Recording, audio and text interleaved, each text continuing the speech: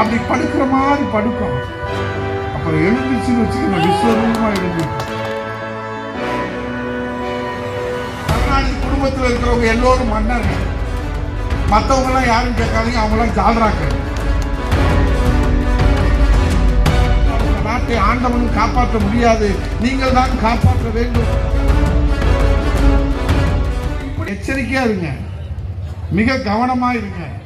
பேராபத்து தமிழகத்தை சூழ்ந்திருக்கிறது. இதிலே புரட்சி தமிழக எடப்பாடி தலைமையிலே அம்மா ஆட்சி மலர வேண்டும். புரட்சி தமிழக எடப்பாடி மீண்டும் முதலமைச்சராக வர வேண்டும். இல்லை என்றால் இந்த நாட்டை ஆண்டவனும் காப்பாற்ற முடியாது, நீங்கள் தான் காப்பாற்ற வேண்டும். இரட்டை இலைக்கு வாக்களிக்க வேண்டும். இதெல்லாம் நான் படிச்சு என்ன ஆக போகுது? அது ஸ்டாலினுக்கு அதுக்கெல்லாம் அக்கறை இல்லை, நேரம் இல்லை. அவருக்கெல்லாம் வேற கவலை. தன் மகனை எப்படியாவது உட்கார வச்சு முதலமைச்சர் அழியெல்லாம் உட்கார வச்சிடும்.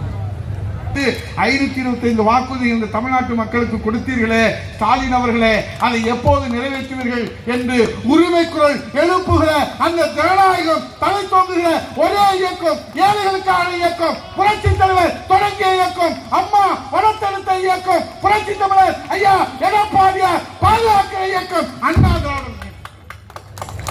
எதுக்கு சொல்றேன்னா, கொடுத்து கொடுத்தே வளர்ந்த இயக்கம் அனைத்து இந்திய அண்ணா திராவிட முன்னேற்ற தலைவர் உருவாக்கிய கட்சி. அப்படி படுக்கிற மாதிரி படுக்கும். அப்புறம் எழுந்துச்சுன்னு வச்சுக்கோங்க, விஸ்வரூபமா எழுந்திருக்கும். எங்க தலைவர், நம்ம தலைவர் அமெரிக்காவில் புருக்லின் மருத்துவமனையில் படுத்துக்கிட்டே ஆண்டிப்பட்டியில் ஜெயிச்சு முதல்வராக சென்று முதல்வராக வந்தார். சொன்னார் எல்லோரும் நாட்டு மன்னர். அது அண்ணா காலம், அது அம்மா காலம். இப்ப ஸ்டாலின் காலத்துல கருணாநிதி குடும்பத்தில் இருக்கிறவங்க எல்லோரும் மன்னர்கள். மற்றவங்க எல்லாம் யாரும் கேட்காதீங்க, அவங்க எல்லாம் ஜால்ராக்கள்.